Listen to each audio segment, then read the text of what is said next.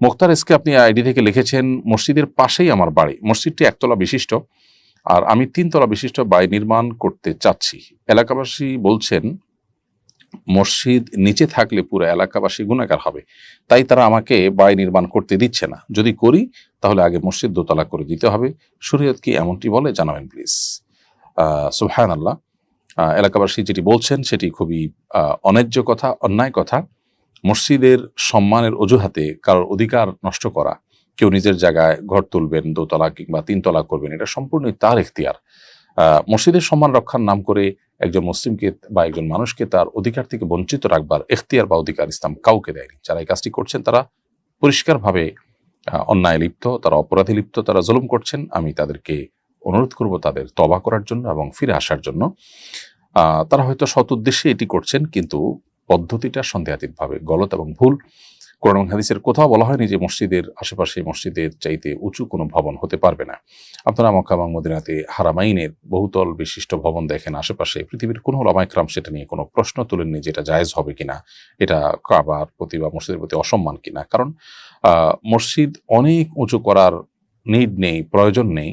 সেখানে মানুষ শুধু সালাত আদায় করে, কিন্তু বাসা বাড়িতে, হোটেলে, আশেপাশে যখন মানুষ বসবাস করে সেখানে মানুষের অনেক কিছুর প্রয়োজন হয় তার জীবন কাটাবার জন্য। বিধায় সেখানে তার কিচেন, তার ওয়াশরুম, তার বেডরুম, তার বসার রুম, অনেক কিছু লাগে। বিধায় মসজিদের সমানই হইতে হবে আশপাশের সব বাসা বাড়ি, এটা মোটেও আবশ্যক কোনো বিষয় নয়। বিধায় কোরআন হাদিসে যেহেতু এরকম কোনো বাধ্যবাধকতা দেয়নি এবং এটাকে মসজিদের আশপাশে মসজিদের চাইতে উঁচু দালান হলে মসজিদের প্রতি অসম্মান হবে এরকম কোনো কথা বলেও নি।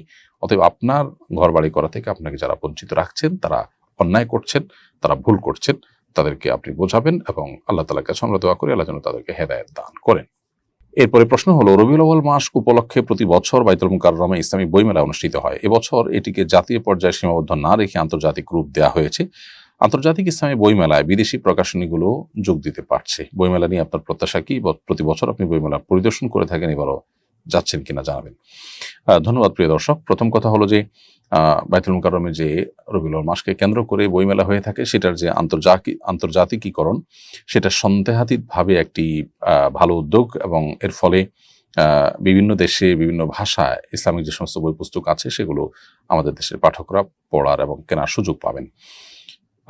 এটি সফল হোক সেই দোয়া করি সন্দেহাতীতভাবে। আমি প্রত্যাশা করি যে প্রকাশনীগুলো জমজমাটভাবে বইয়ের আসর জমাবেন এবং উপকারী বইগুলোর সমাহার তারা করবেন এবং পাঠকরা বেছে বেছে তাদের উপকারী এবং উপযোগী বইগুলো কিনবেন। প্রতি বছরই রমজানে বাইতুল মুকাররমে বইমেলা হয়ে থাকে, রবিউল আউয়ালে বইমেলা হয়ে থাকে।